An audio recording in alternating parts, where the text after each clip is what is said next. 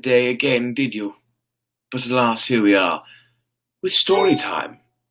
Story time, late in the evening, technically early in the morning. I labelled it as the 7th of October, when technically speaking it is the 8th of October, but that's alright, because I count it as the 7th, because I'm still awake.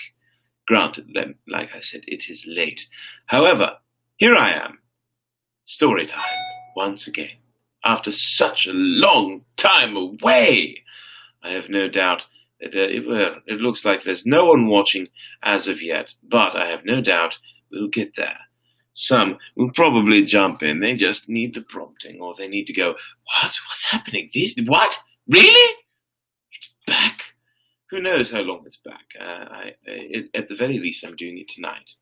Regardless, whether anyone jumps in tonight or not, does not matter. I am here for you, whether you're here now or later. So here we go. Cooking channel's going well, by the way, as most of you, I'm sure, have noticed and have been keeping up. But anyway, here we are, story time, with Goosebumps by R.L. Stine, The Haunted Mask, Chapter 19, right where we left off several months ago. I believe about 2 months ago now, yes. It's been a while, guys. In her horror, Carly Beth let go of the broomstick. It hit the ground beside Chuck. The head rolled under the hedge. It talked, Steve cried. Chuck uttered a low whimper. Without another word, both boys dropped their candy bags and took off, their sneakers thudding loudly on the sidewalk. The wind swirled around Carly Beth as if holding her in place. She felt like tossing her head back and howling. She felt like tearing off her coat and flying through the night. She felt like climbing a tree, leaping onto a roof, roaring up at the starlight with a starless black sky. She stood frozen for a long moment, letting the wind sweep around her. The boys were gone. They had fled in terror. Terror! Carly Beth had succeeded. She had scared them nearly to death. She knew she'd never forget the horrified looks on their faces, the fear and disbelief that glowed in their dark eyes. And she would never forget her feeling of triumph, the thrilling sweetness of revenge. And look at that, we've got our first viewer, whoever you are. Huzzah! For a brief moment she realized she had felt the fear too. Ah, look, another viewer. She had imagined, I see Mum here, I wonder who the other one is. She had imagined that the head on the stick had come to life, had blinked its eyes, had spoken silently to them. For a brief moment she had caught the fear. She had fallen under the spell of her own trickery. But, of course, the head hadn't come alive, she assured herself now. Of course, the lips hadn't moved, hadn't made their silent plea, help me, help me. It had to be shadows. She knew. Shadows cast by the light of the moon, floating out from behind the shifting black clouds. Where was the head? Where was the broomstick she had dropped? It didn't matter now. They were no longer of any use to her. Carly Beth had won her victory. And now she was running wildly over the front lawns, jumping over shrubs and hedges, flying over the dark, hard ground. She was running blindly, the houses whirring past on both sides. The blustery wind swirled, and she swirled with it, rising over the sidewalks, rushing through the tall weeds, blowing with the wind like a helpless leaf. Holding her bulging candy bag, she ran past startled trick-or-treaters, past glowing pumpkins, past rattling skeletons. She ran until her breath gave out. Then she stopped, panting loudly, and shut her eyes, waiting for her heart to stop pounding, for the blood to stop pulsing at her temples. And a hand grabbed her shoulder, roughly, from behind. And that was chapter 19. I suppose I can read 20 as well. They are short, after all. Yes, very short. Here we are. Startled, Carly Beth shrieked and spun around. "Sabrina!" she cried breathlessly. Grinning, Sabrina let go of her shoulder. "I've been looking for you for hours," Sabrina scolded. "Where'd you go?" I guess I got lost, Carly Beth replied, still struggling to catch her breath. One minute you were there, the next minute you disappeared, Sabrina said, adjusting her mask over her dark hair. How do you do? Carly Beth asked, trying to speak in her normal voice. I ripped my catsuit, Sabrina complained, frowning. She pulled at the lycra material on one leg to show Carly Beth, snagged it on a stupid mailbox. Bad news, Carly Beth sympathized. Did you scare anyone with that mask? Sabrina demanded, her still fingering the tear in the catsuit leg. Yeah, a few kids, Carly Beth replied casually. It's really gross, Sabrina said. That's why I picked it. They both laughed. Did you get a lot of candy? Sabrina asked. She picked up Carly Beth's bag and looked inside. Wow, what a haul! I hit a lot of houses, Carly Beth said. Let's go back to my house and check out the loot, Sabrina suggested. Yeah, okay. Carly Beth followed her friend across the street. Unless you want to trick-or-treat some more, Sabrina offered, stopping in the middle of the street. No, I've done enough, Carly Beth said. She laughed to herself. I did everything I wanted to do tonight. Dude, what's up? Good to hear you reading again. Yes, I'm here.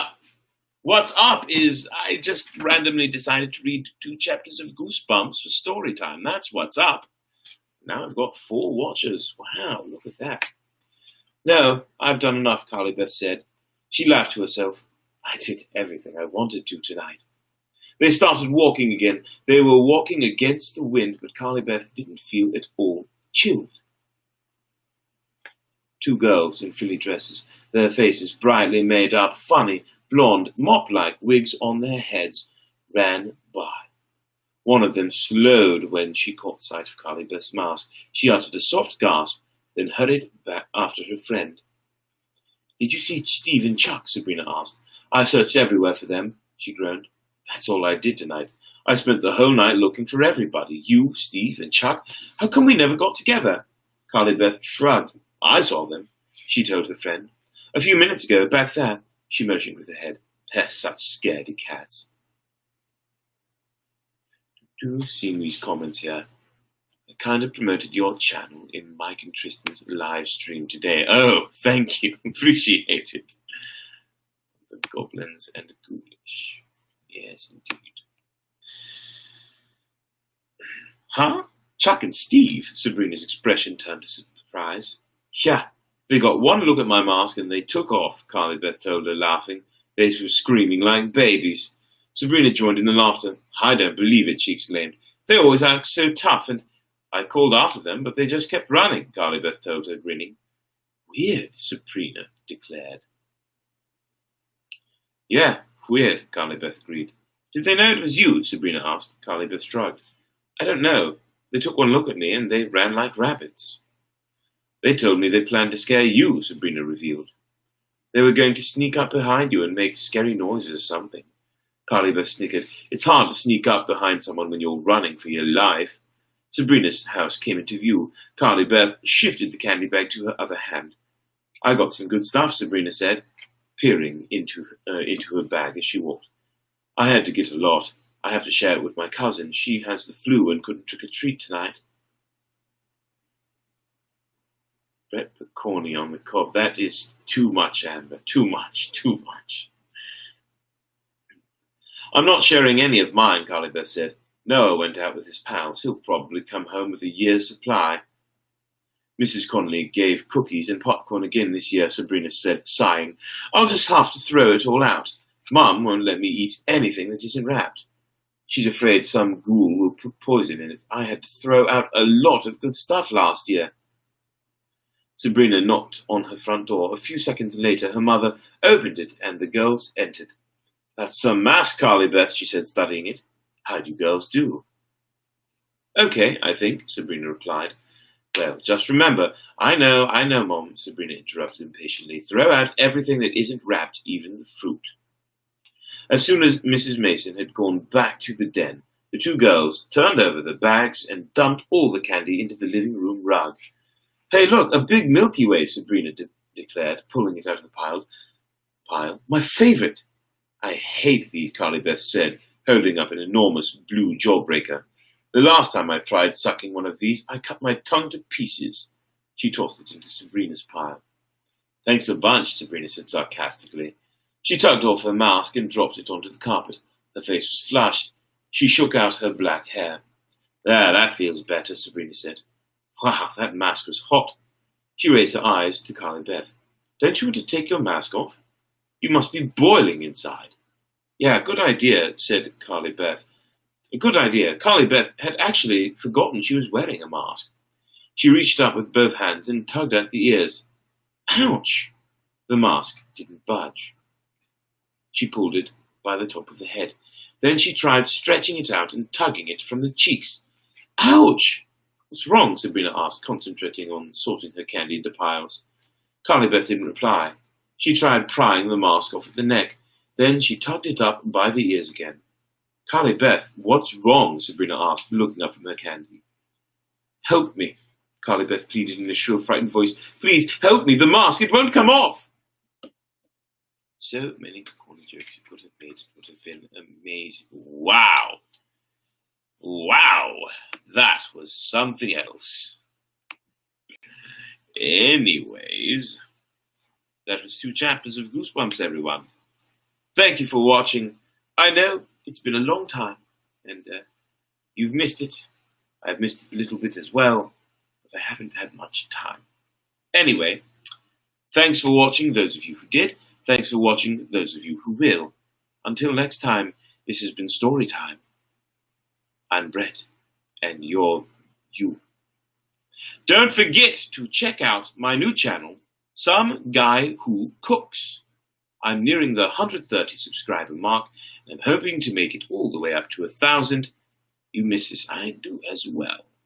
Perhaps it'll come a little more often. I just felt it tonight, so.